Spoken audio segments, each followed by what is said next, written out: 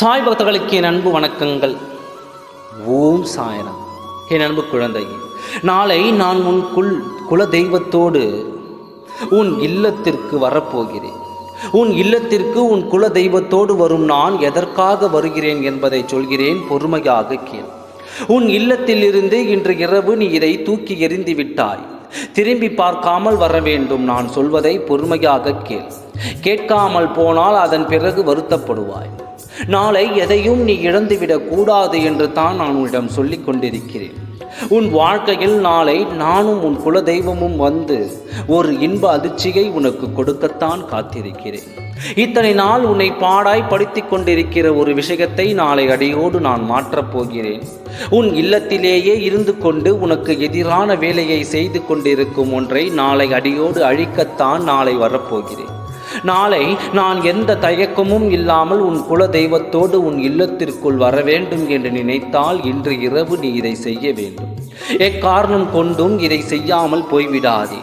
நான் எது சொன்னாலும் அதில் ஒரு அர்த்தம் இருக்கும். அதனால் ஒழுங்காக கேள். வெள்ளத்தை எடுத்து பொடியாக்கிக் கொள்.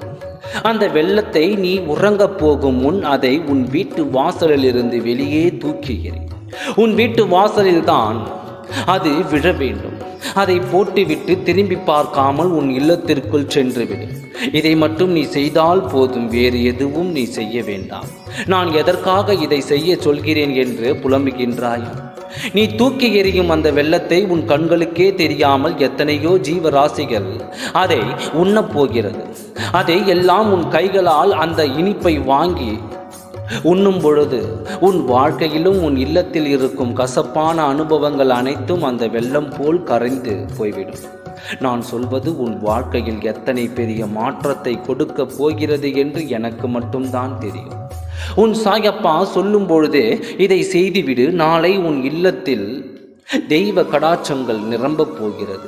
நாளை உன் குல தெய்வத்தை அழைத்து கொண்டு வந்து என் வலது காலை எடுத்து உள்ளே வந்து உன் குடும்பத்தை நான் மேலோங்க செய்ய போகிறேன்.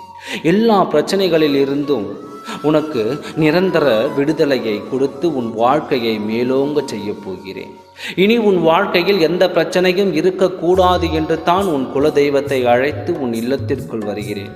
எல்லா நன்மைகளையும் நாளை நாங்கள் இருவரும் அளிக்கப் போகிறோம். தவறாமல் அதை பெற்றுக்கொண்டு உன் வாழ்க்கையை வளமோடு வாழ கற்றுக்கொள். நம்பிக்கையோடு இரு. நல்லதே நடக்கும். மகிழ்ச்சியோடு நீ இருப்பாய். எந்த குறையும் இல்லாமல் நிறைவோடு நீ வாழ்வாய். நல்லதே நடக்கும். ஓம் சாய்ராம். நன்றி, வணக்கம்.